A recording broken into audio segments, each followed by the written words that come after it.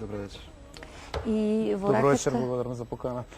Па, бога ми, драг гостин си во Вртелешка. Втор пат. Да. Во рака на мене на Зафирчев ни е твоето издание, кое што е по многу нешта чудно. Односно не е чудно ако имаме светски параметри, но е чудно кога се работи за Македонија. Тоа е антиблок за Филип Петровски. Оно што може би гледачите на Вртелешка не знаат, а тоа е дека си еден пожртвуван, пасиониран учесник во интернет комуникацијата. Значи ти си имаш портал свој на Facebook, си многу популарен и на YouTube си постуваш работи кои што ти си гостувал и се бориш за каузата наречена Македонија. Што значи ова антиблок за Филип Петровски?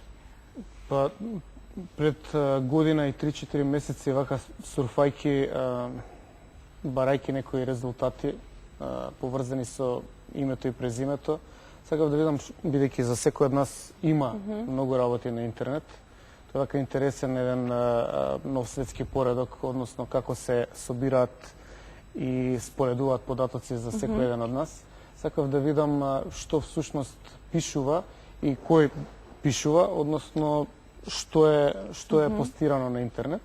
И сатив дека треба да отворам еден блог на кој што би можел да ги поканам сите оние што се заинтересирани да комуницираат, да остават своje мислење, но исто така да бидам присутен да ги кажам јас моите мислења. И тоа во тоа време не беше ни толку вака позната работа во Македонија. Секако дека постои една групација на млади луѓе кои што технологијата ја сметаат како, што знам, пред 30 години читањето. Значи се апсолвира читањето и го знаете до крај на живот. Така сега младите луѓе го апсолвираат работењето на компјутер и присуството на интернет и тоа се знае до крај на живот. Меѓутоа тоа не беше вака еден мејнстрим општо позната и практицирана работа во општеството. Со оглед на тоа дека јас имам еден определен интерес уште од дете за тие работи, по средно школа струка сум информатички соработник програмер, започнав да ја објавувам некои своји мислења на И тие не идоа на фидбек од страна на публиката? Не идоа. Беше прилично интересно затоа што ако условно земено сам се израчунам себе за некаква јавна личност, она што беше интересно е што веднаш се појавија луѓе кои што некои би сакале тоа да го пофалат, да те исконтактираат. Нормално една половина или не знам колкав процент сака да те искритикуваат и да започнат дискусија, но веројатно затоа што не го смета тоа за сериозно од моја страна, бидејќи во тоа време, пред година и пол, една запазена појава беше дека вака луѓето од јавниот живот малку како фора го прават тоа, сега ја имам блог, па немојте вие со мене и јас пишувам на интернет. Но јас таа работа сериозно си ја фатив, во меѓувреме почнав да пишувам колумна во Утрински, до сега 45-6 текстови, кои што во исто време ги објавав и на блогот, затоа што многу ми е битно, за разлика од, да речеме, една помината фаза кога било какво обраќање беше во една насока. Сега интернетот популарно го викаат Web 2.0, всушност тоа значи дека насоките се обострани. Значи можам да комуницирам, да праќам порака, но во исто време и примам порака. Тоа примање на порака мене ми е битно затоа што сакам да добијам фидбек. Не ми е само битно да направам проглас во кој што, например, би кажал, ете, јас тоа и тоа мислам, но ми е битно да видам како се одбива назад и нормално во тој еден процес на одбивање назад да го апсолвирам, односно да го прифатам она што е издржана критика како дел од мојот мисловен процес. Дали сметаш дека она што ти, предпоставувам дека има многуми на други кои се бават со ова, она што го пишувате и го изнесувате како свој личен став јавно, дали допира онаму каде што треба да допира? Колкав е ефектот на изнесените ставови? Самиот кажа дека на некој начин овој тип на жанр е практично има една десперадоска специфика, има нешто што е сама по себе отпадничко, што е сама по себе надвор од системот. Самиот спомна дека тоа не припаѓа на еден главен мејнстрим, но колку тоа допира до оние и дали практично ова може да го прочитаат само оние кои умеат да се раководат со интернетот? Што е со оние кои Па, кои не предпоставам, умеат да работат на интернет. Затоа ги издавате овие книги. па тоа е затоа веројатно добар премин од нули и единици, оној бинарен систем што компјутерите го разбират, кој што само е преведен за нашите очи и сетила во зборови, во букви. Сега тоа е премин од една таква форма која што искрено кажано за мене не беше замислено. Јас ќе отворам блог, па ако се насобере материјал ќе објавам книга, но во ете тој развој на настани се појави еден издавач кој што сметаше дека од тие некои 5000-6000 блогови што постојат во Македонија би можела да направи една добра селекција од 14-15 блогови кои што ќе зафатат разни полиња и пренесени вака во класична хартијана форма би му направиле едно проширување на блогот со нова квалитетна публика.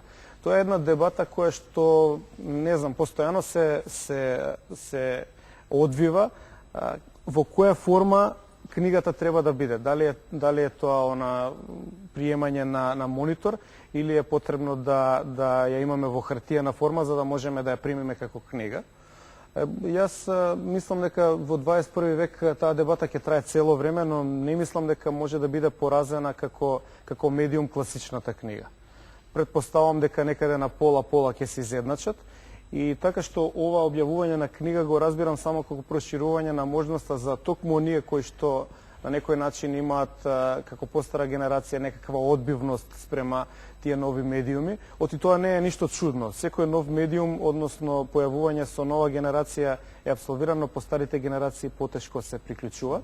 Така што во овој случај ќе се расшири публиката и ќе дојде до една можност да ги консултира тие мислења кои инаку би биле многу тешко достапни.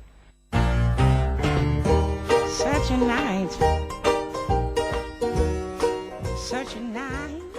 Ма немој! Многу си паметно ми се правиш, ма! Многу силно нешто ми се правиш у задне време. Ја да си го тртнам кажат у партијата, ти така сакаш. Тачно, Божо, баш така.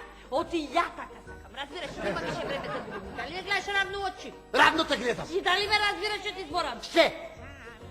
Нема ме више што да размисляме, бе. Нема.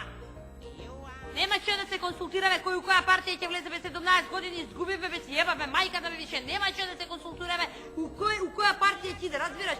Затоа бе на ова дереđe сме дојдени. Така е, срце, тука праваш. Многу се нервирам.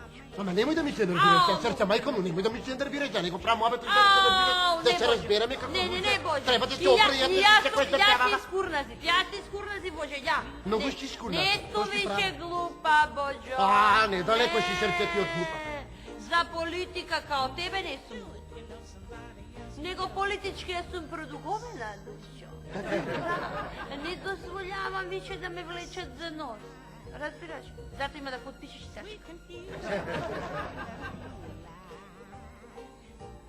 И како можеш срце да подпишам? Ти што мислиш, така лесно ли е тоа? Да го ставам подпишат и готово. Не ми е лесно.